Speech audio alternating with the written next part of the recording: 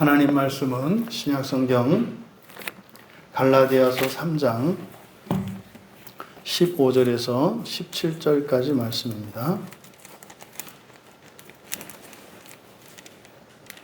신약성경 304쪽입니다.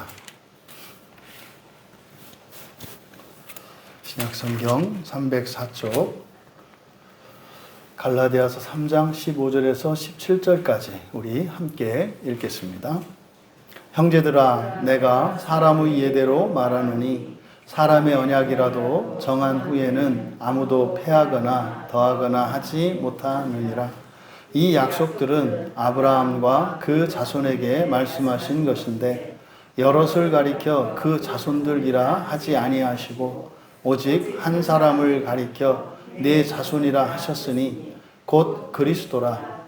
내가 이것을 말하노니 하나님께서 미리 정하신 언약을 430년 후에 생긴 율법이 폐기하지 못하고 그 약속을 헛되게 하지 못하리라. 아멘.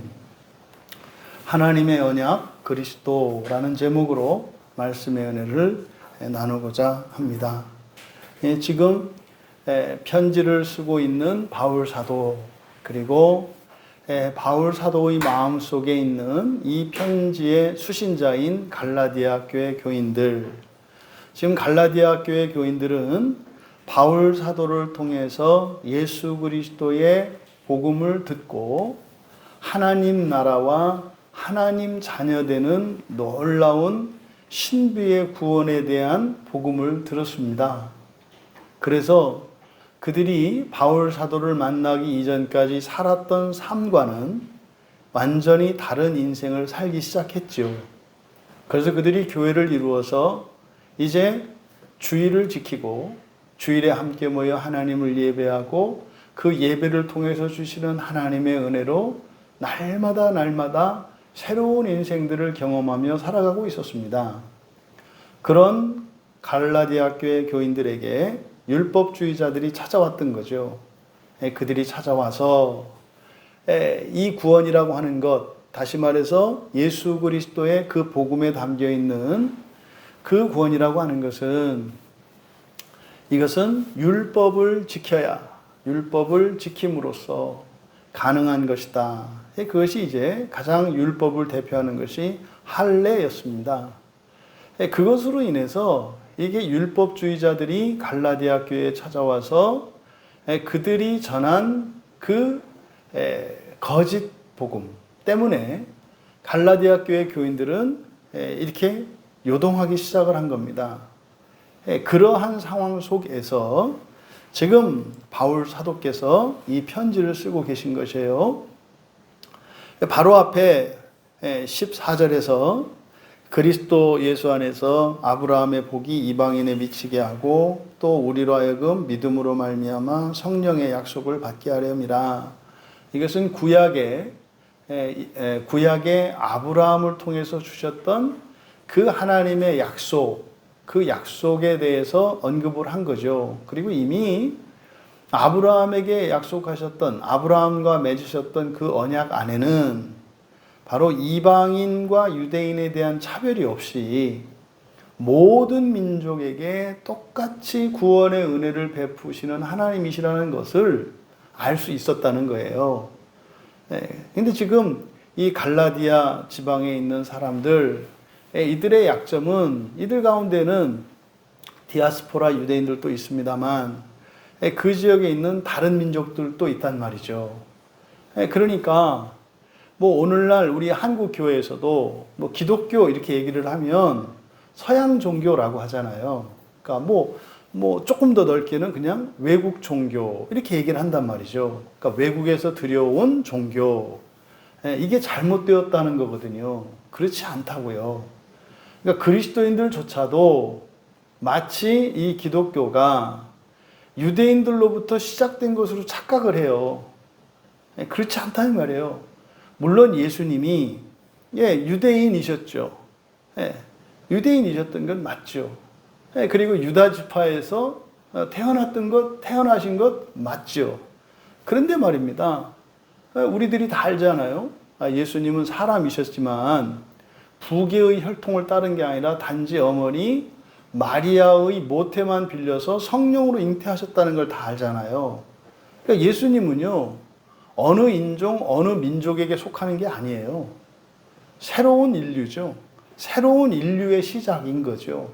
그래서 우리가 사람을 나눌 때 아담의 계보를 따르는 인류, 그리고 예수 그리스도로부터 새로 난 예수류, 이렇게 나눈다 그랬잖아요. 그래서 그리스도인은 인류였지만 이제는 예수류가 된 사람들이죠. 그러니까 완전히 다르단 말이죠. 그러니까 기독교는요, 무슨 다른 나라, 다른 민족, 다른 문화권에서 들어온 게 아니라 하나님께서 우리에게 주신 거예요. 그러니까 여기에는 어떤 민족이나 이런 차별이 없단 말입니다. 그런데 이 갈라디아 교회 교인들은 이제 구원에 대한 불확실성 속에 빠져버린 거예요.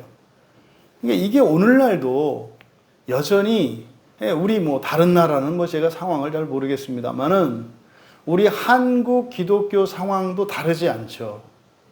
사람들이 예수를 믿고 살아가는데 몇십 년 신앙생활을 하는데 떠나지 않고 풀리지 않는 이 문제, 이 넘지 못하는 문턱 같은 것이 구원의 문제예요. 이렇게 해야 된다, 저렇게 해야 된다, 여기 가야 된다, 저기 가야 된다는 이 말도 안 되는 이 생각이 지속되기도 하고 일시적으로 찾아오기도 하고 이렇게 간헐적인 현상들로 이렇게 경험하는 분들도 있고 아주 오랫동안 이 문제를 끙끙 끌어안고 있는 분들도 있다 이 말이죠. 지금 갈라디아 교회 상황이 그런 거예요. 그런 그들에게 바로 아브라함과 언약을 맺으셨던 그 언약 속에 있는 하나님의 약속이라고 하는 것은 어떻다? 확실한 거다 이 말이에요. 확실한 거고 불변하는 거다, 영원한 거다라고 하는 점을 강조하려고 하는 겁니다. 조심할 것은 이 구원의 확실이라는 것은요, 구원을 이루며 살아가기 위한 절대적인 기초이기 때문에 얘기를 하는 거예요. 구원의 확신이라는 것은 이제 됐다가 아니라 이제 구원을 이루며 살아갈 수 있는 그 토대가 되는 것이 구원의 확신이에요. 그래서 구원의 확신은 그리스도인들에게서는 가장 초보적인 토대입니다. 가장 초보적인 토대예요. 그러면 그 구원의 확실한 구원이라고 하는 우리들의 신앙의 토대의 근거는 우리들이 아니라 누구라는 거예요? 예수 그리스도시라는 거예요. 바로 이거를 얘기하려는 겁니다. 근데 이거는 말하고자 하는 초점은 이게 아니에요. 이게 흔들리면 정말로 우리가 마음을 쓰고 힘을 쓰며 살아가야 하는 것이 이제 구원을 이루면서 살아가는 것인데 이 기초가 흔들려 버리면 그 일을 할 수가 없다 이 말이에요.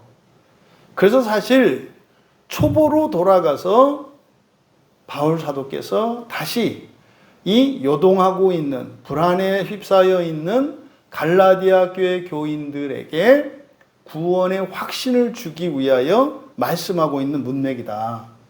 그래서 15절에 형제들아 내가 사람의 예대로 말하노니, 형제들아 그러잖아요.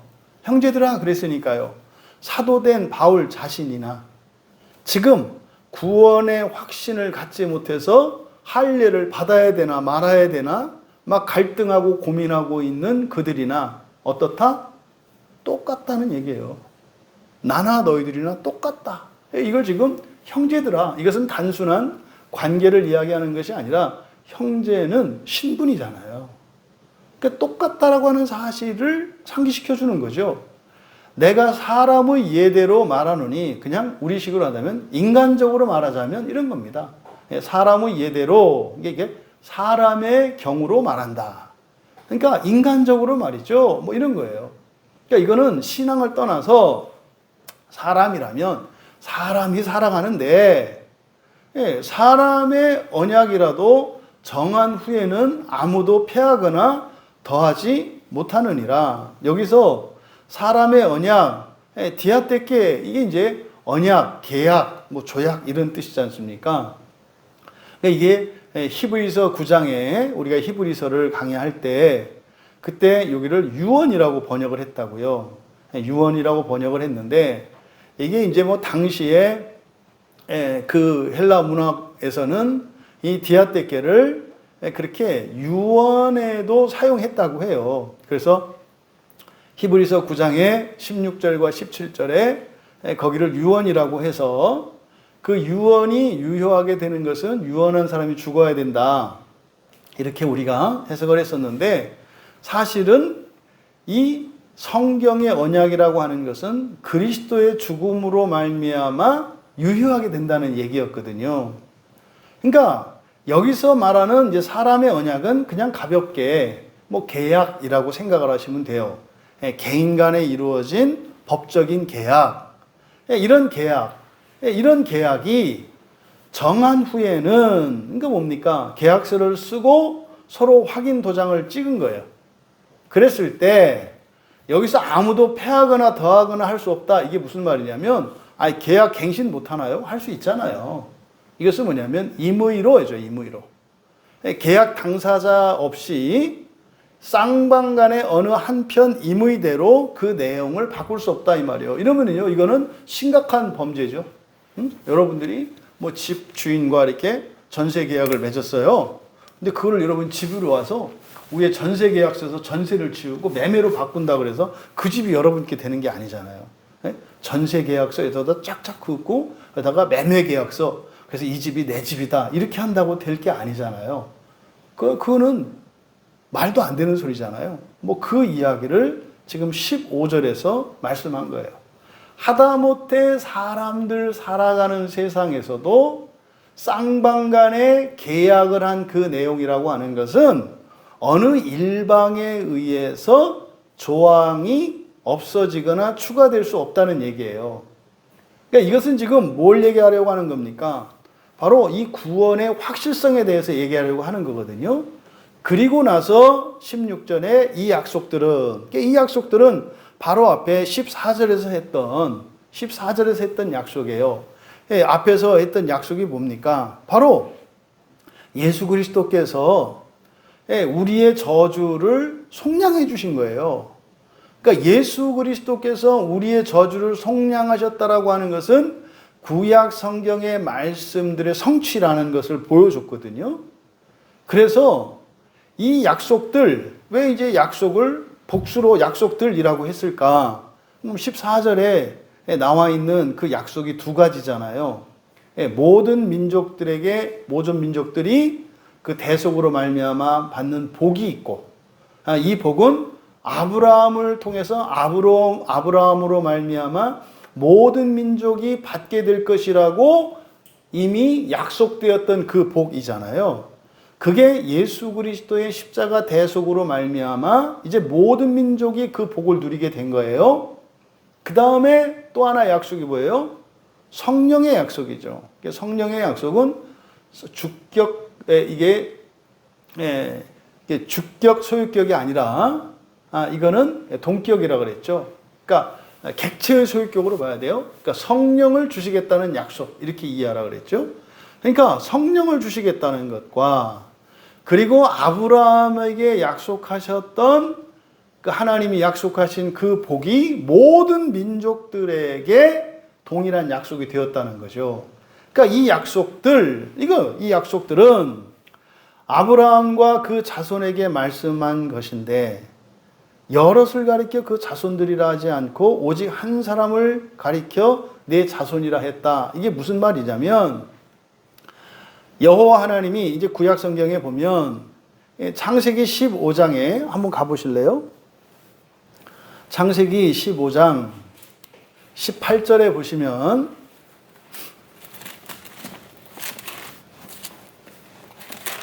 창세기 15장 18절 우리 같이 읽겠습니다. 그 날에 여호와께서 아브라함과 더불어 언약을 세워 이르시되 내가 이 땅을 애굽 강에서부터 그 큰 강 유브라데까지 내 자손에게 주노니 이 부분을 말하는 거예요. 그래서 내 자손들이 아니라 내 자손이라고 단수형으로 얘기했다는 거예요. 왜냐하면 아브라함의 자손들이 하나가 아니잖아요. 예? 하늘의 별과 같이 바다의 모래와 같이 많을 것이라 그랬잖아요. 그러면 그 많은 자손들 가운데에서 한 사람에게만 준다는 얘기입니까? 이렇게 이해를 하니까 어떻게 돼요? 마치 결승전에 올라서 최고 우승자만 상을 받는 것처럼 구원이라는 게 그런 거라고 생각을 하고 있죠.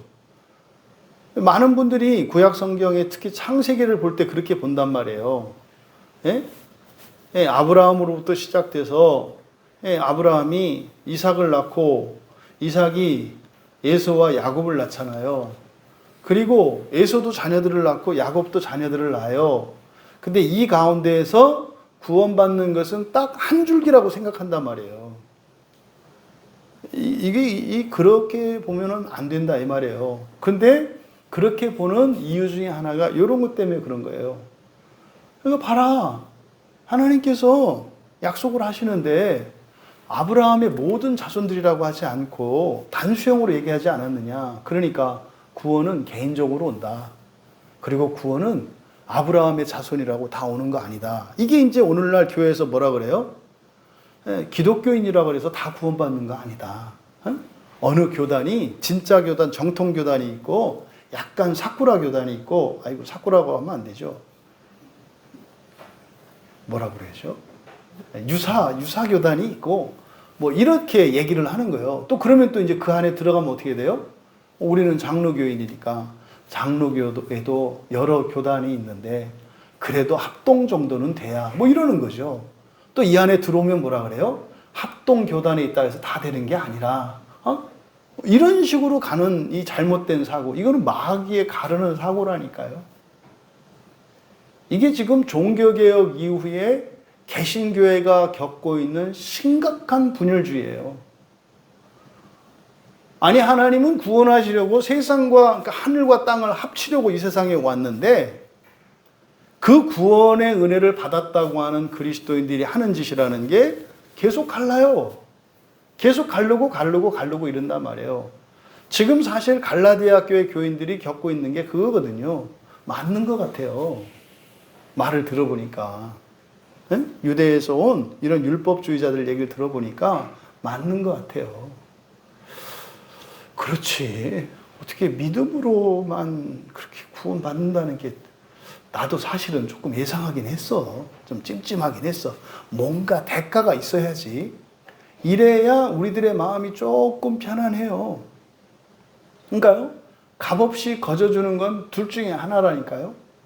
사기든지 아주 쓸데없는 거든지. 우리들이 이 세상에서 그래요. 이 세상에. 그러니까 보니까 쓸데 있는 거예요. 그럼 뭐예요?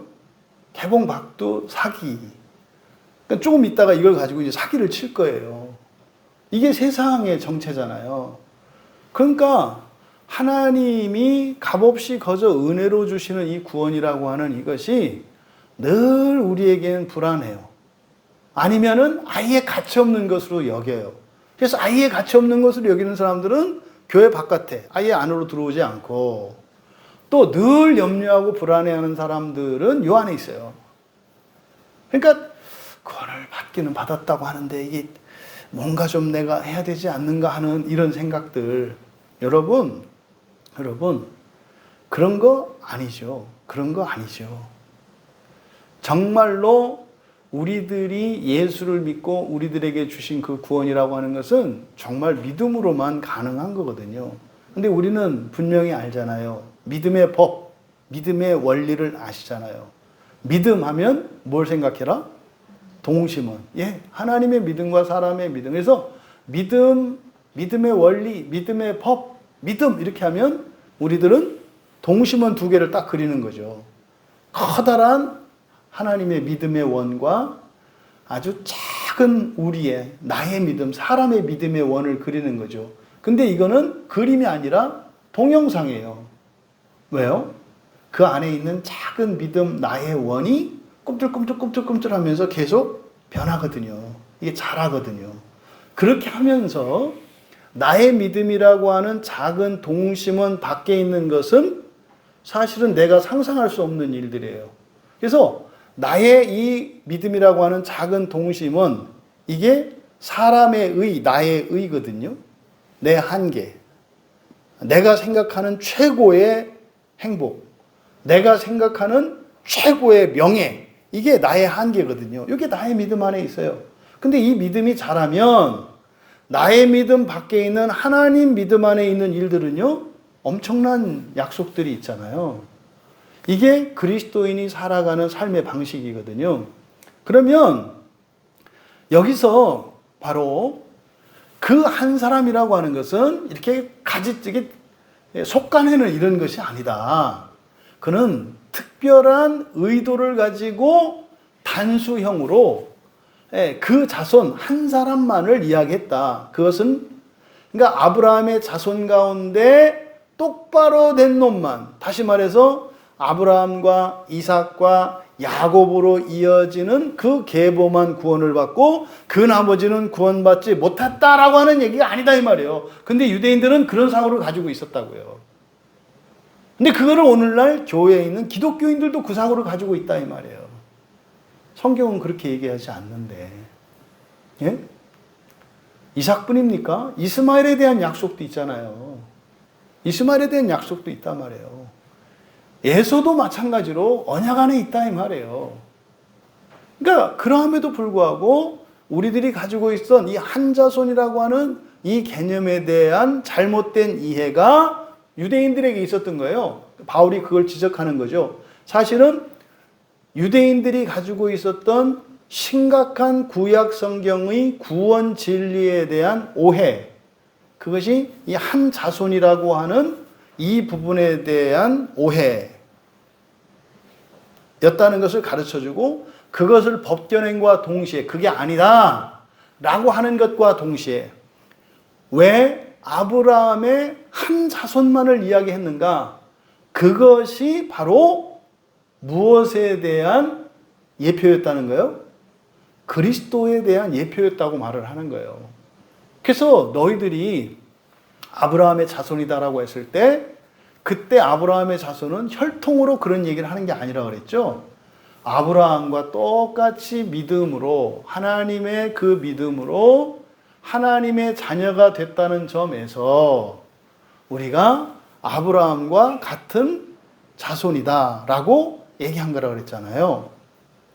그러면 바로 이 14절 약속의 배경이 되는 창세기 15장 18절 우리가 읽은, 근데 여기뿐만 아니라 또 아브라함과 언약을 맺었던 창세기 17장 7절과 8절에도, 또 창세기 26장 3절과 4절에도 똑같이 이 자손, 단수 자손에 대한 언급이 있어요. 이 땅을 한 자손, 내 한 자손에게 주겠다라고 하는, 그래서 그 한 자손으로 말미암아 만민이 복을 받게 될 것이라고 하는, 이것이 아브라함과 하나님이 맺으셨던 언약 안에 계속 나오거든요. 이것 때문에 유대인들이 분리주의적인 사고를 가지고 있었는데, 이게 뭐예요? 하나님의 경륜에서 제2경륜이라고 그랬잖아요. 정결과 불결로 나누어서, 불결한 것은 베어내고 정결한 공동체를 유지해서 이 정결한 사람들만 구원을 받는 것이다라고 하는 생각, 이게 유대인들이 가지고 있었던 이런 배타적인 그런 선민의식에 기초한 구원관이에요. 이게 잘못된 거라고 그랬잖아요. 잘못된 증거가 뭐라고 그랬어요? 예수님이 그걸 파괴하셨다니까요. 그랬잖아요. 여리고로 내려가던 중에 그 제사장님들이, 레위인이 왜 강도 만나서 죽어가는 사람을 왜 피해요? 정결규례 때문이라고 그랬죠. 이제 제사를 섬겨야 되는, 제사를 드려야 하는 이 레위 지파 사람들은 불결하면 제사에 참여할 수가 없어요. 이거는 자기의 책임을, 이거는 태만하는 것이기 때문에 절대로, 그래서 어떻게 해요? 부정타면 안 된단 말이에요. 그래서 사람이 죽어가고 있는데도 불구하고 한 사람이 죽어가는 것보다 이 사람들이 내일 아침에 성전에 올라가서 드리는 제사가 더 중요해요. 그러니까요, 더 중요한 가치 때문에 그 죽어가는 그 사람을 두고 돌아서 간 거라고 말씀을 드렸잖아요. 그랬는데 예수님이 어떻게 하셨어요? 예, 그 선한 이웃, 그 사마리아인으로 예수님이 나타나셔서 그 부정탄 사람, 예, 강도 만나서 피 흘리고 다쳐있는 더러운 사람은 불결한 사람이에요. 그러면 그 사람을 만져서 옮겨주신단 말이죠. 고쳐주신단 말이죠. 그러면 유대인들의 사고로는 어떻게 돼요? 그 불결이 타고 들어와서 제사장이 불결해져요. 부정해진다고요. 그런데 예수님이 이걸 바꾸신 거죠. 예수님의 정결이 그 사람의 불결을 바꿔버려요. 그래서 사람들이 손가락질하는 부정한 사람들이라고 하는 이들에게 예수님이 적극적으로 가는 이유가 그거라 그랬잖아요. 그래서 그리스도인들이 전도하는 거라니까요. 그래서 그리스도인들이 사회생활을 할 수 있는 거라니까요. 그게 아니면요, 그렇게 못 살아요. 공동체를 이루어서 살아야 돼요. 자기들끼리. 왜? 부정타니까. 그러니까 유대인들이 자기들끼리 그 집단을 이루어서 살고 말이죠. 정결의식을 매일 치루어서 부정을 씻겨낸단 말이에요. 바로 이 부분이죠. 그래서 이 한 사람이라고 하는 이것은 단순한 당시 유대인들이 이해하고 있었던 그런 개념이 아니라 바로 누구를 예표하는 거다? 그리스도를 예표하는 것이었다. 그래서 이제 설교의 제목을 하나님의 언약 그리스도라고 한 거예요. 그러니까 바로 아브라함 언약에 나타났던 한 자손을 통해서 만민이 복을 받게 될 것이라고 했던, 그리고 그 땅을 차지하게 될 것이라고 했던 그 하나님의 약속이라고 하는 것은 아브라함의 혈통을 따른 자손을 말하는 게 아니라 믿음으로 말미암아 하나님의 의에 이르게 되는 모든 자손들을 이야기하는데, 그 시작이 누구라는 거예요? 예수 그리스도라는 거예요. 그래서 시간적으로는 다윗이나 솔로몬이 우리들보다 한 거의 3000년 앞서 있잖아요. 시대적으로는. 그런데요, 사실은 예수 그리스도로부터 역사가 다시 시작되는 거예요. 예수님을 기준으로 해서 그때부터 시간이 뒤로 이렇게 가는 거다 이 말이에요. 네. 그러니까요, 시간적으로 볼 때 이렇게 과거, 현재, 미래의 시간이 아니라 우리 그리스도인들이 가지고 있는 시간과는 현재적 시간관이라고 그랬죠. 현재가 과거와 미래를 끌고 간다 그랬잖아요. 현재가 바뀌면 과거와 미래가 같이 끌려오기 때문에 바뀐단 말이에요. 그러니까 그게 바로 예수 그리스도 중심적 시간관이에요. 그러니까 예수 그리스도가 태어나기 이전에 태어났던 사람들도 바로 그 한 사람으로 시작되는 재창조의 시작은 그때부터 시작되는 거예요. 근데요, 그 사람들은 사실은 예수님이 이 땅에 태어나시기 전에 살다가 죽었던 사람들이 죽은 거 아니죠. 살아있잖아요. 어디서? 낙원에 있거나 지옥에 있거나 대기하고 있잖아요. 거기서 살고 있어요. 우리도 마찬가지예요. 우리도 이 세상에 사는 사람도 낙원 같은 삶을 살거나 지옥 같은 삶을 살아요. 똑같아요. 죽고 난 뒤나 살아있을 때나 달라지는 거 없어요. 근데요, 달라지는 것은 뭐예요? 분량과 질의 차이가 무한대로 커지는 거예요. 무슨 말이냐면, 살아서도 이렇게 흔히 말하는 천국 같다, 지옥 같다 그러잖아요. 그러니까 이 세상에서는요, 천국 같고 지옥 같아요. 근데 죽으면 어떻게 해요? 진짜로 낙원이고 진짜로 지옥이에요. 그러니까 이 세상 사는 동안의 즐거움이나 괴로움이라고 하는 것은 억만분의 1도 안 된다니까요. 그러니까 여러분들이 오늘 하루를 사시면서 어떤 즐거움과 보람과 기쁨을 누렸어요. 이게 죽은 뒤에는 어떻게 누리는 거예요? 무한대로 누리는 거예요. 이 즐거움과 기쁨과 영광을. 근데 오늘 하루 중에 여러분들이 고통스러웠고 괴로웠어요. 이거를 죽음 뒤에는 어떻게 하는 거예요? 무한대로 겪는 거라니까요. 그러니까 살아서도 좋고 싫음이 있고요. 죽어서도 좋고 싫음이 있어요. 똑같은 거예요, 똑같은 거. 그런데 실질적으로 재창조의 그 구원에 이르는 것은 언제부터 시작된 거다? 예수 그리스도께서 이 땅에 오셔서 십자가의 대속을 이루셨을 때 그때 시작되는 거다 이 말이에요. 그래서 예수 그리스도를 중심으로 해서 그 시점으로 골고다의 십자가에 못 박히셨던 그 사건을 중심으로 해서 과거와 현재가 양쪽 능선을 이루고 있는 산과 같은 것이 인류의 구속사예요. 그러니까 구약의 다윗이나 솔로몬도 말이죠. 우리와 같이 똑같은 처지예요. 똑같아요. 다르지 않아요. 그럼 여러분 개인에게는 어떻게 적용돼야 되겠습니까? 예수 그리스도의 십자가의 사건이 여러분 한 개인, 그러니까 여러분의 가문, 여러분 가문에 속한 어느 누군가가 맨 처음 예수를 믿었어요. 그때부터 기준점이 되는 거예요. 그 이전과 이후로. 바로 이렇게 그 한 사람이 예수 그리스도에 대한 예표였다라고 하는 사실을 바울 사도께서 우리에게 가르쳐 주시는 거예요. 이것은 뭐다? 유대인들이 가지고 있었던 그동안 잘못된 편견과 오해들을 바로잡아주는 동시에 그것의 참된 의미가 그리스도였다는 것을 가르쳐주고 있는 것이다. 예수님께서 마태복음 26장 28절에서 성찬에 대한 말씀을 하시면서 그렇게 얘기하셨잖아요. 이것은 죄사함을 얻게 하려고 많은 사람을 위하여 흘리는 바 나의 피 곧 언약의 피이니라. 이것이 이제 우리가 성찬식에서 나누는 이제 포도즙을 의미하는 것인데, 이것이 의미하는 바는 뭡니까? 예수 그리스도의 십자가에서 흘리시는 피, 생명을 얘기하는 거잖아요. 그러니까 예수님의 이 말씀을 가지고 이 말씀을 바울이 깨달은 거예요. 예수님께서 마태복음 26장 28절에서 성찬에 대한 말씀을 제자들에게 하셨을 때 그 말씀의 의미를 깨달은 거라고요. 그 새 언약의 피라고 하는 이 말씀이 뭔지를 깨달은 거예요. 그러니까요, 예수 그리스도께서 십자가에서 대속하시는 이 사건, 이것은 새 언약적 사건인데, 이거는요 구약의 아브라함과 맺었던 여호와 하나님의 언약의 성취인 것을 바울 사도께서 말씀하시는 거예요.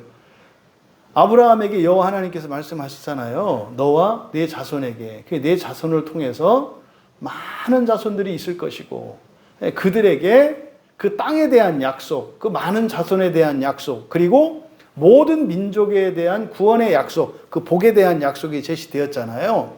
그게 다 누구에 대한 얘기였다는 거예요? 그리스도 예수에 대한 말씀이었고, 그 그리스도 예수를 통해서 그 약속이 성취가 되는데, 언제? 바로 십자가의 대속 사건을 통해서 그것이 성취되는 것이라는 것을 바울 사도가 깨닫고 지금 이 말씀을 하고 계시는 거예요. 이 말씀을 하는 목적이 뭐라고요? 반드시 성취될 약속. 반드시. 절대적인 약속. 이 대속의 은혜라고 하는 이 대속의 은혜의 확실성을 강조하는 거예요. 왜요? 갈라디아 교회 교인들이 흔들리고 있기 때문에. 근데 여러분, 지금 오늘날도 수많은 사람들이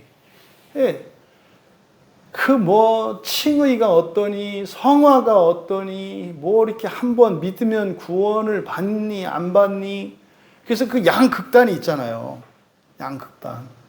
내가 확신하면 하나님도 어쩌지 못한다는 구원파적인 치우친 교리.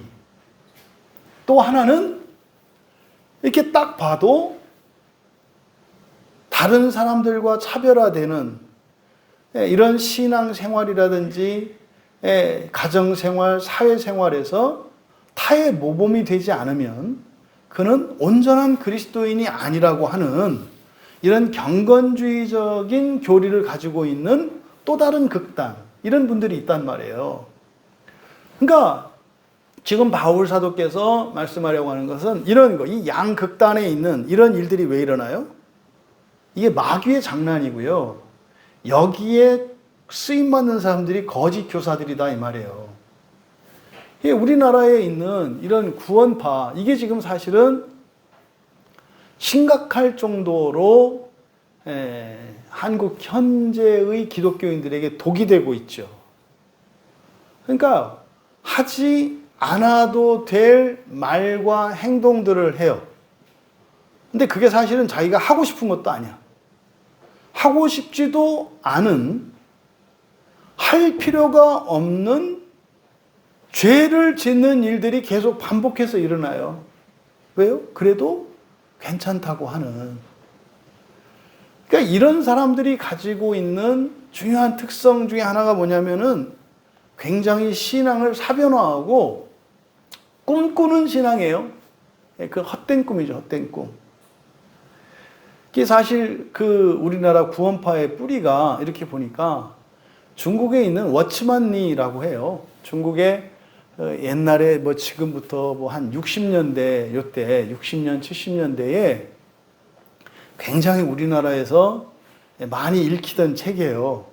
워츠만이라고 하는 중국의 그 그리스도인인데 그 사람에 대한 간증과 이런 것들이 그래서 뭐 우리나라 기독교인들 특히 이제 목사님들에게 많이 읽혔죠. 그때는 그게 이제 바른 신앙으로 가르쳐졌어요. 오늘날은 이제 이제 이단으로 정제가 돼서 이렇게 하는데 연세 드신 분들이 볼 때는 이제 이게 이제 그래서 잘 말이 안 통하죠. 근데 그 사람들이 이제 어떤 특징을 갖고 있냐면은요, 현실성이 없어요. 현실성이. 그러니까요, 그냥 믿으면 구원받는다라고 하는 이 교리를 뒷받침하기 위해서는 현실의 삶 속에서 너무나 많은 부조리들과 절대로 구원받지 않은 것 같은 증거들이 우리의 삶 속에서 나타나거든요. 그런 걸 어떻게 위로를 받냐면 생각과 감동으로 위로를 대체하려고 그래요. 뭐 그랬다 그래요. 그 뭐 유명한 예화인데 뭐 그런 거예요. 뭐 이제 어떤 그리스도인이 살아가요. 어떤 그리스도인이 살아가는데 뭐 올해 되게 가물었잖아요, 봄에. 예? 근데 이 그리스도인이 농사를 짓는데요. 그 그리스도인의 밭이 산 맨 꼭대기에 있었대요, 이렇게. 그럼 그 밑으로 밭이 있고 이렇게 논이 이렇게 쭉 있잖아요. 가문 상태에서 물이 없으니까 물을 못 내잖아요. 그래서 이 그리스도인이 열심히 일을 해가지고 다른 사람들보다 열심히 일을 해가지고 물을 기르다가 그 맨 위에 있는 논에다가 물을 댄 거예요. 그래서 이제 물을 내려고. 그 다음날 갔더니 어떻게 됐겠어요? 물이 쏙 빠지고 그 아랫 논으로 물이 다 가 있더라는 거예요. 그러니까 뭐 어떻게 한 거예요? 그 바로 그리스도인의 논 바로 밑에 있는 논 주인이 이렇게 보니까 땀 뻘뻘 흘리고 물 길고 해서 물을 대는 거 봤단 말이에요. 그날 밤에 몰래 와서 어떻게 한 거예요? 물을 빼가서 자기 고인 거예요. 그래서 이 그리스도인이 그리스도인이니까 미워하면 안 되잖아요. 그래서 그 다음날 또 열심히 지게를 지고 물을 기르다 이제 됐대요. 그게 이제 괜찮으려니 했던 거죠. 그 다음날 갔더니 또 어떻게 됐겠어요? 또 빠졌더래요. 그 보니까 이제 그 밑에 논에 이제 물이 차 있는 거예요. 그래서요, 그리스도인은 그렇게 하는 게 아니라는 거예요. 어떻게 해야 돼요? 맨 밑에 있는 논부터 물을 기르다가 다 채우면 맨 위에 자기 논에 있는 물이 안 빠진다는 거예요. 왜요? 맨 밑에 있는 논까지 물을 다 채웠으니까. 감동스럽지 않으세요? 야, 이게 현실적으로 불가능한 얘기예요. 아니, 다른 사람들 자기 돈도 물 못 대고 있잖아요. 그러니까 물 대는 것 자체가 굉장히 특별한 수고를 필요로 하는 일이어서 누구나 하지 못하는 거거든요. 그 가뭄의 상황에. 그런데 그렇게 하라는 거예요. 그러니까 여러분들은 구원받았으니까, 왜? 믿어서 구원받았으니까 여러분들은 그렇게 무한 헌신을 하면서 사세요. 이게 뭐가 있는 것 같죠? 이게 다 거짓말이라니까요. 그거 다 적금 드는 거예요, 이 다음에. 그 적금이 무슨 적금인지 알죠? 원망과 불평의 적금이에요. 그거 이제 부도는 누구한테 내요? 하나님한테 낸다니까요. 여러분, 이런 말도 안 되는 가르침들이 있어요. 왜요? 구원의 확신이라는 게 목표가 아니에요. 구원의 확신은요, 그저 우리가 가지고 있는 그대로를 살 수 있게 하는, 불안해하지 않으면서 믿음을 따라 하나님의 말씀으로 살게 하는 기초에 불과해요. 그랬을 때 우리가 이렇게 살아가면서 나의 능력과 나의 본성과 모든 것을 바꾸시는 하나님의 구원의 일들을 경험하면서 살아가는 거거든요. 그러니까 이 구원의 확신은 우리의 목표가 아니라 뭐다? 시작이다. 근데 지금 갈라디아 교회 교인들은 사실은 자기의 구원을 이루면서 살아가라고 가르쳐 줬어요. 그럼 나머지 완성은 누가 하세요? 그리스도께서 완성시켜 주신다 그랬잖아요. 그냥 가면 돼요. 그런데 그 토대가 흔들린 거예요. 뭐가? 구원의 확신이. 많은 사람들이 넘어지는 게 이 구원의 확신이에요. 구원의 확신은 확신할 필요도 없는 거라니까요, 원래는. 근데 우리가 그게 안 되죠. 내가 확신하지 않으면 내 마음이 요동치기 때문에 그게 안 돼요. 그래서 이 믿음의 원리를 아는 게 중요하다. 그래서 이 구원의 확신은 엄격히 따지자면 그 믿음에 이르게 하는 유일한 그 은혜의 수단이 구원에 이르게 하는 유일한 은혜의 수단이 믿음인데, 그때 확실한, 불변하는 확실한 구원에 대한 기초의 믿음은 누구의 믿음이다? 하나님의 믿음이다. 하나님의 믿음이 뭐다? 예수님이 참으로 십자가에서 죽으셨다면 그 구원은 불변한다. 예수님이 참으로 십자가에서 죽으셨다면 그 구원은 불변한다. 그게 뭐가 어려워요.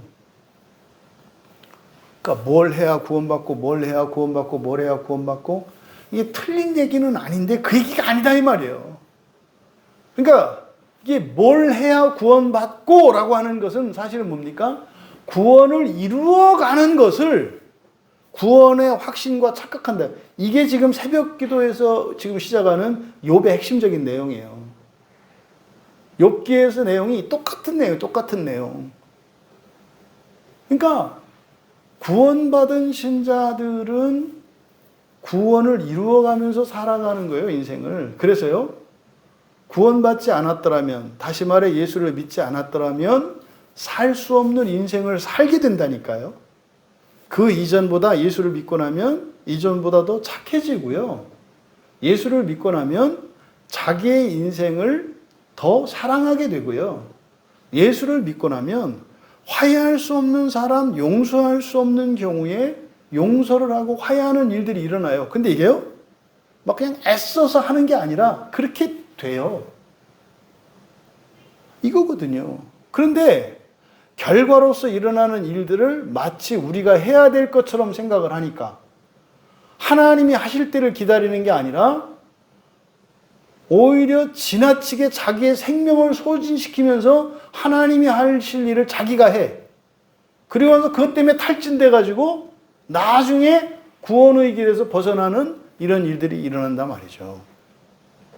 여러분, 지금 바로 여기서 바울 사도께서 말씀하시고자 하는 취지가 바로 이겁니다. 여러분 주변에 무슨 뭐 이렇게 해야 구원받고 저렇게 해야 구원받고 다 거짓 교사들이에요.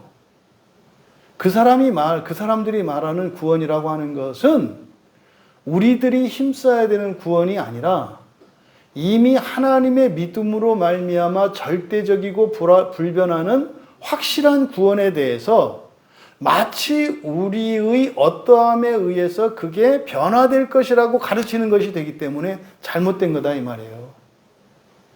하나님이 여러분을 창조하셨고 하나님이 여러분을 믿으셨어요. 그러면은요, 하나님의 계획은, 여러분을 향한 계획은 반드시 일어나요. 반드시. 그래서 구원의 확신을 가지십시오가 아니라 구원에 대해서 불안해하거나 요동할 필요가 없다는 것을 지금 말씀하는 거죠. 그러니까 최소한 여러분들은요, 내가 구원받은 거 맞나요? 이런 얘기 하지 마라. 제발 좀. 구원받은 게 맞나요가 아니라 제가 지금 구원을 이루어가고 있나요? 라고 질문을 해야 되는 거죠. 또 제가 왜 구원을 이루면서 살아가기를 원하지 않는가요? 라고 질문을 해야 되는 거죠. 그게 여러분들이 극복하고 싸워야 될 죄와 허물인 거죠. 이어 17절에 내가 이것을 말하노니 하나님께서 미리 정하신 언약을 430년 후에 생긴 율법이 폐기하지 못하고 그 약속을 헛되게 하지 못하리라. 요거는 지금 구약의 율법과 언약의 시간적 순서를 가지고 얘기를 하는 거예요. 언약이 먼저입니까? 율법이 먼저입니까? 언약이 먼저잖아요. 언약이 먼저예요. 그러면요, 여기다가 구원까지 한번 넣어보세요. 언약이 먼저입니까? 언약, 구원, 율법. 그랬을 때 구원이라는 것을 무엇으로 정의하냐에 따라서 달라질 수 있어요. 근데 구원은 뭐라 그랬습니까? 구원은요, 타락하고 난 이후에 생겨난 게 아니에요. 구원은 창조 때 인간에 대한 하나님의 계획을 구원이라고 하는 거예요. 자꾸 사람들이 구원을 타락한 이후에 건진받는 것을 구원이라고 착각하는데 아니라니까요. 성경에서 말하는 구원은 신약의 용어로는 예정이에요. 예정. 예정. 그러니까 다른 모든 피조물들은 완전하게 다 창조하셨는데 사람만큼은 사람으로서는 완전하지만 진행형인 상태, 그러니까 미완성인 상태예요. 온전하지만 미완성인 상태예요. 사람은. 그래서 이 사람이라고 하는 존재가 굉장히 독특한 존재라고요. 그러니까 이렇게 변화의 가능성이 있는 존재가 사람이고요. 그 사람의 변화의 결국에 이르는 것, 이걸 구원이라고 한다고요. 그래서 성경의 최초의 복음은 창세기 1장 26절에서 28절이라고 그랬죠. 그러니까 구원을 타락한 이후의 회복으로 보니까 이게 성경이 안 풀리는 거예요. 말씀드렸죠? 여러분, 내가 지금 예를 들어서 병에 걸렸어요. 심각한 병에 걸려서 오랫동안 제가 병치를 하고 있다고 가정을 해요. 1년 동안 병치를 해서 이제 뭐 힘도 없어지고 근육도 풀어지고 뭐 그냥 장기를 또 망가지고 막 이런 상태예요. 그러면 구원은 정확히 얘기하면 뭐라고 했습니까? 제가 이 병으로부터 완치되는 걸 구원이라고 하지 않는다 이 말이죠. 이해되시죠? 원래 구원은 뭐예요? 내가 병 걸렸던 1년 전 그때부터 내가 병에 걸리지 않았더라면 누리고 있을 건강과 즐거움과 모든 거 있잖아요. 환경적인 모든 것까지 포함하는 거예요. 그것을 회복하는 게 구원이지. 현재의 필요가 이런 결핍이 채워지는 걸 구원이라고 하지 않는다. 사람들에게 자꾸 착각하는 게 뭐예요? 문제가 생겼을 때 교회로 나와서 이것 좀 도와주세요 해서 그게 해결되면 끝난 거로 생각을 해요. 대부분 여기서 멈춰버려요. 그러니까요, 진전이 안 일어나요. 진짜 싸움은 그 다음이잖아요. 그죠? 그 다음이 뭐예요? 1년 동안 사실은 내가 병 걸리지 않았더라도 내가 살 수 있는 삶의 한계가 있잖아요. 나에게 죄성이 있기 때문에. 그런데요, 1년의 이 기간 동안 마치 내가 죄 없는 사람으로 살았을 때 누리게 될 영광으로 가는 게 구원이라니까요. 그러니까 어제 구원받은 사람과 오늘 구원받은 사람이 다르지 않아요. 왜요? 그 이전에 모든 시행착오들, 오류들, 실수, 잘못들을 다 복구하는 게 구원이기 때문에. 그러니까 이 구원에 대한 잘못된 이해. 그래서 우리가 이 하나님께서 이게 미리 정하신 언약 17절에 이렇게 말씀을 했는데, 미리 정하신 언약, 그러니까 언약이 먼저 정해졌고 율법이 나중에 정해졌잖아요. 그리고 구원은 더 빠르다 그랬죠. 구원이 하나님의 계획이니까. 그러니까 구원이 맨 먼저 있어요. 맨 먼저. 그런데 타락한 이후에 언약이 있고, 그리고 그 언약 이후에 또 다른 그 죄에서 구원하시는 홍해 사건 있잖아요. 출애굽 사건. 그 자유예요. 구속으로부터 자유를 주시는 구원이 출애굽 사건이란 말이에요. 선택할 수 있는 자유의지가 주어지는 거. 이게 아담에게 주어졌던 자유의지잖아요. 그리고 나서 율법이 주어져요. 그리고 나서. 그러니까 율법이라고 하는 것은요. 구원 다음이고요. 언약 다음이에요. 그런데 우리들이 신앙생활하고 구원을 얘기할 때 율법을 기준으로 해서 구원을 생각하는 게 얼마나 어리석냐 이 말이에요. 그때 율법을 기준으로 생각하는 구원은 사실은 뭡니까?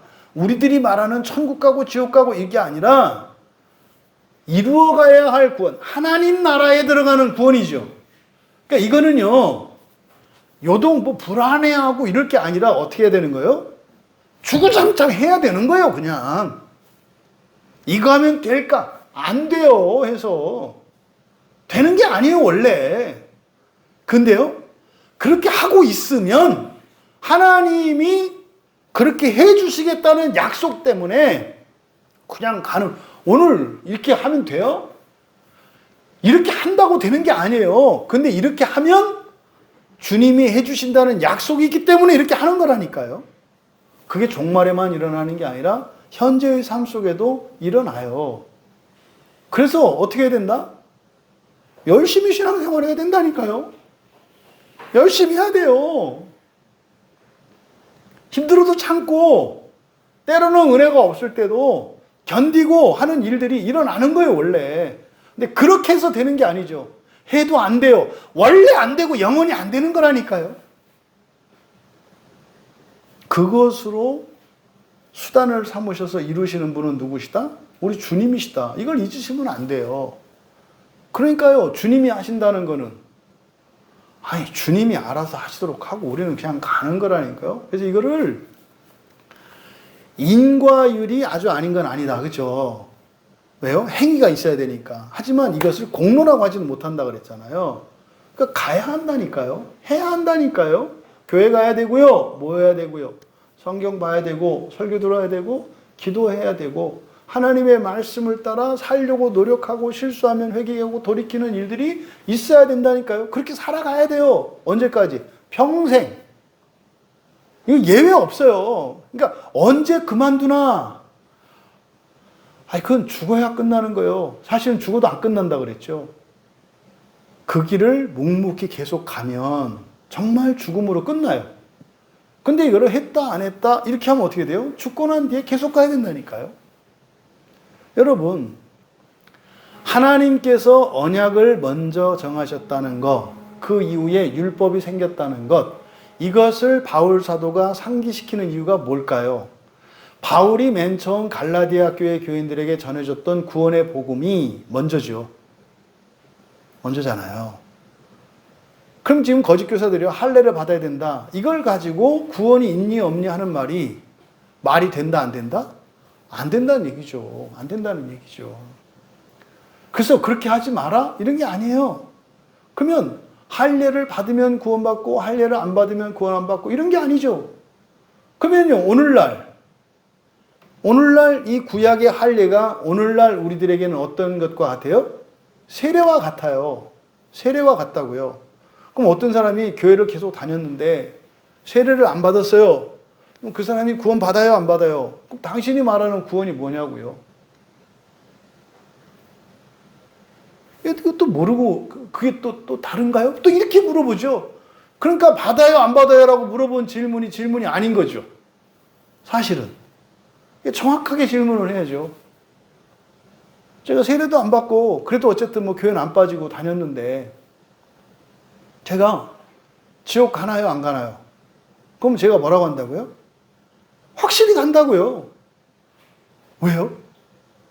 아니, 평생을 교회 다니면서 세례를 왜 안 받으셨어요? 아, 그러면 세례를 안 받으면 지옥 가나요? 그 얘기가 아니잖아요. 그 얘기가 아니잖아요. 그냥 해야 할 때 하고, 예? 하지 말아야 할 것을 했으면 그거 회개하고 이렇게 살라는 거잖아요. 그럼 세례 안 받으면 그럼 지옥 간다? 이 얘기는 아니에요. 어떤 사람의 경우에는 세례를 안 받았어도 지옥에 안 가고 그냥 하나님 나라에 갈 수 있고, 어떤 사람의 경우는 세례를 받았어도 그냥 지옥 갈 수도 있다 그랬잖아요. 그러니까 이런 사고방식, 무엇을 하면 구원받는다, 무엇을 하면 구원받지 못한다라고 하는 이 사고가 매우 잘못된 것이다 는 것을 가르쳐주고 있어요. 그럼 여기서 미리 정하신 언약, 1차적으로는 창세기 1장 26절에 이걸 창조 협약이라고 해요. 우리가 사람을 만드는데 어떻게?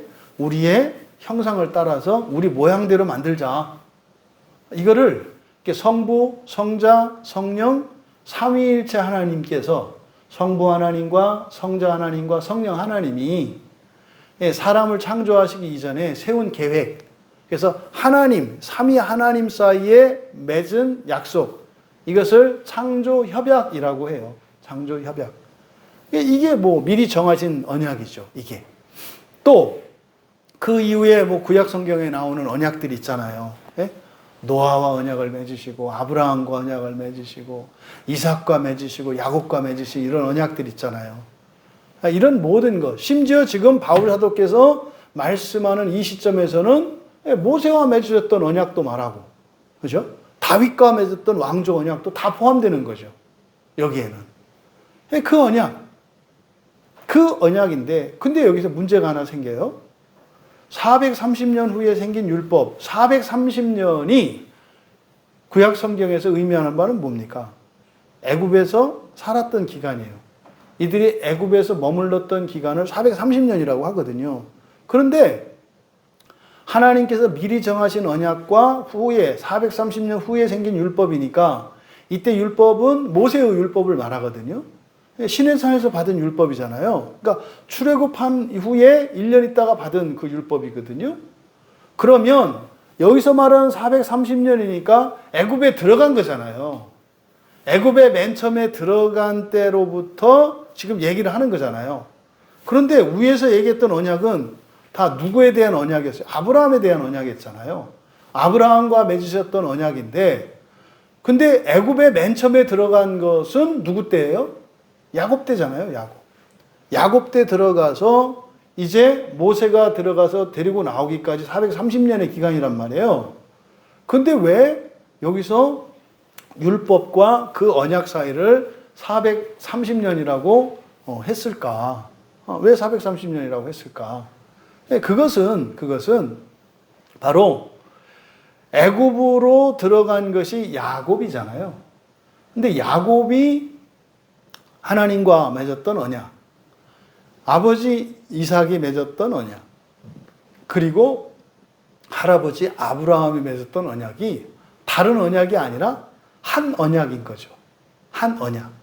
그러니까 창세기의 족장 시대에서 아브라함과 맺었던 그 언약이 보통 옛 언약이라고 하는데, 그 언약이 성취된 게 누구 때 성취된 거예요? 야곱 때 성취된 거로 보는 거예요. 야곱 때. 왜요? 야곱의 이름이 이스라엘로 바뀌거든요. 이스라엘로. 그래서 그러니까 애굽으로 들어간 야곱의 때에까지, 아브라함으로부터 야곱의 때까지 이것이 하나의 언약이고, 그것이 온전히 성취된 것을 그 야곱에 이르러서 성취된 것으로 이야기를 하는 거예요. 그래서 언약과 율법 사이를 430년이라고 이야기한 거다. 여러분, 정리합니다. 구약에 나타난 하나님의 모든 언약은 뭐였다? 그리스도였다는 거예요. 무슨 언약 이런 언약들이 있는데, 이 언약이 의미하면, 언약이 가리키는 것은 무엇을 가리키는 거였다? 그리스도를 가리키는 거였다. 그래서 사람과 맺으셨던 하나님의 모든 구약에 나타난 언약은 하나님이 그리스도가 되셔서 사람의 죄악과 허물을 대속하시고 예정하신 대로 구원을 이루시겠다는 약속의 말씀이 구약의 모든 언약이었다는 거예요. 그러니까 구약의 이런저런 언약은 장차 하나님이 사람으로 오셔서 하나님의 계획대로 구원을 완성시키시겠다라고 하는 예표적인 수단이었다라고 바울 사도께서 말씀하는 거예요. 두 번째로 하나님은 자기의 말씀에, 하나님의 말씀에 책임지시는 분이다라는 것을 분명히 해요. 종종 그런 얘기 하죠. 왜 하나님이 사람을 창조했으면 사람의 구원을 책임져야 되지 않는가? 이런 질문 많이 해요, 사람들이. 예수 믿지 않는 사람들은 더 많이 하고, 예수 믿는 사람들도 그런 질문을 많이 해요. 그런데 여러분, 하나님이 책임지시는 분일까요? 책임지지 않는 분이실까요? 이 사람들이 여기에 이제 99.8 이렇게 얘기하는 것은 책임지시지 않는 것 같은 일들이 일어나요. 그게 이제 새벽에 욥기에 나오는 욥과 같은 사람에게 일어나는 그 대표적인 이 질문이 일어나기 시작한 게 세계대전 이후라 그랬죠. 이 지상에 끔찍한 이 세계적인 전쟁이 일어나서 어마어마한 참상이 일어났을 때 사람들이 던진 질문이에요. 천지를 창조한 하나님이 있다면, 그러니까 우리는 사실은 그 말을 이해 못해요. 왜? 전쟁 세대가 아니기 때문에. 전쟁을 겪어본 사람들이 아니면 전쟁이 얼마나 악한 것이고 얼마나 무시무시한 건지 생각을 할 수가 없어요. 상상도 할 수가 없어요. 아무리 영화를 보시고 책을 읽어도 상상을 할 수가 없어요. 근데요, 하나님 책임지시는 분이라니까요. 바울 사도는 분명히 얘기하는 거예요. 지시는 거예요. 그래서요, 그 언약에, 이 언약이라고 하는 게 결국은 언약에 나타나는 게 뭐예요? 책임지시는 하나님이에요. 책임지시는 하나님. 언약에 우리가 의무감과 책임감이 있잖아요. 왜요? 언약은 지켰을 때, 순종했을 때, 축복과 불순종했을 때 저주가 있잖아요. 근데 보세요.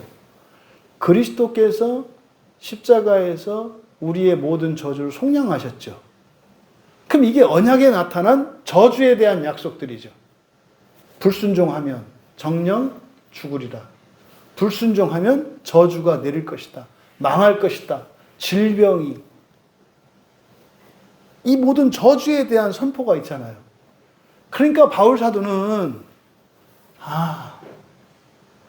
구약에 있는 모든 저주에 대한 약속은 책임지시는 하나님이신 것을 나타냅니다. 하나님이 직접 책임지시겠다는 약속이었구나. 우리더러 그렇게 하라는 얘기가 아니고 그렇게 될 것이라고 겁주는 게 아니라 하나님이 우리들의 불순종에 대한 모든 죄책을 책임지시겠다는 것이었다고 지금 말씀하는 거예요. 하나님이 책임지시느냐고요? 네, 책임지세요. 우리가 자의적으로 저지르는 죄까지도 하나님 자녀니까 책임지신다고요. 근데 왜 내가 아프고 힘드냐고요? 구원하시려고요. 책임은 주님이 다 지시고 말이죠. 우리가 기억해야 합니다. 그래서 기억해야 될 일은 예수 그리스도를 믿고 구원에 이르는 길은 두 갈래 길이 있다는 것을 우리가 기억해야 해요. 예수 그리스도를 믿는 사람들이라고 해서 똑같은 노정을 걷는 것은 아니에요. 똑같은 여정으로 구원에 이르는 것은 아니에요. 주님의 뒤를 따라가는 영광의 길이 있고, 예수를 믿지만 여전히 옛사람인 아담의 뒤를 따라서 불순종하고 그저 자기 뜻대로 자기 고집 부리며 살아가는 수치의 길이 있다는 것을 가르쳐 줘요. 그게 십자가에서 다 나타났다는 거예요.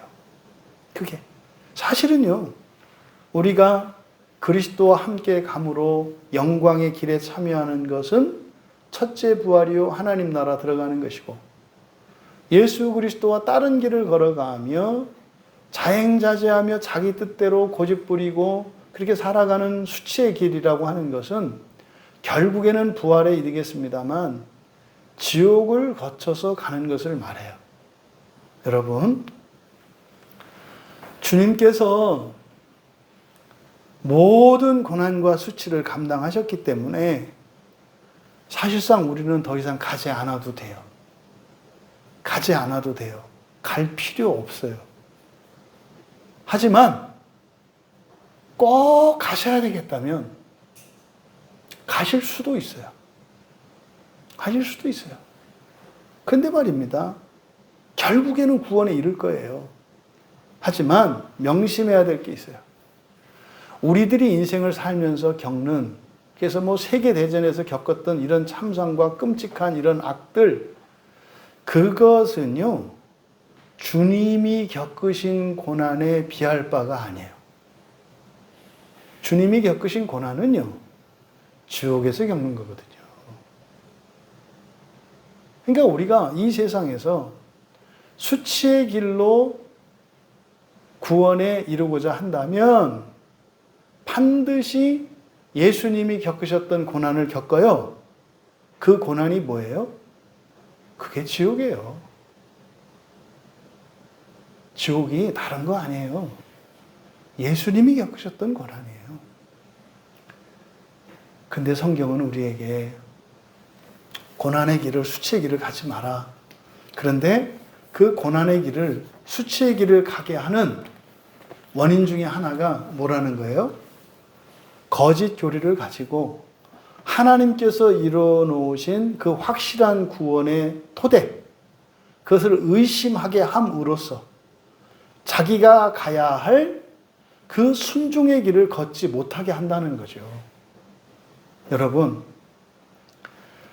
그리스도와 함께 그리스도께서 우리를 믿음으로 우리에게 완전한 그 구원의 약속, 그 성취 속에서 있는 그대로, 우리의 있는 그대로를 날마다 새롭게 해주시기를 간구하고 또 소원하며 믿음의 길을 따라 살아가실 때 저 끝에서 모든 것을 예비하고 계신 그 주님과 즉시 만나서 그 첫째 부활의 영광에 참여할 수 있는 우리 모두가 되시기를 주님의 이름으로 축원합니다.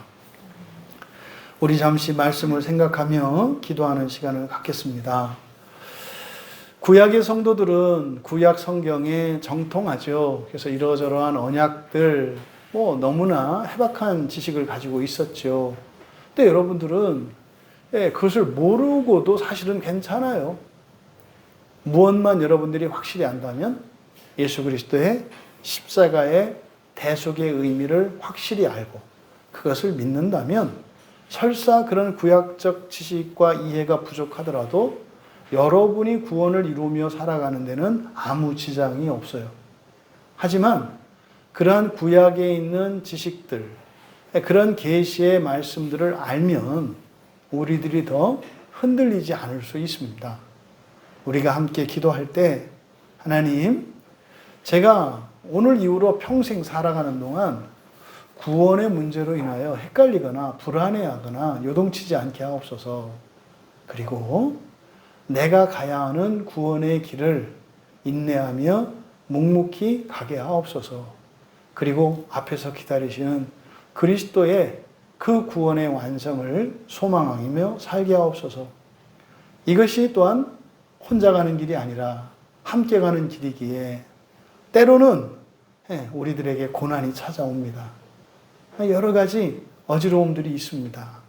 하나님, 이 구원에 대한 분명한 이 계시의 기초를 확립하게 하셔서 흔들리지 않고 믿음 안에 살게 하옵소서. 우리 같이 기도합니다.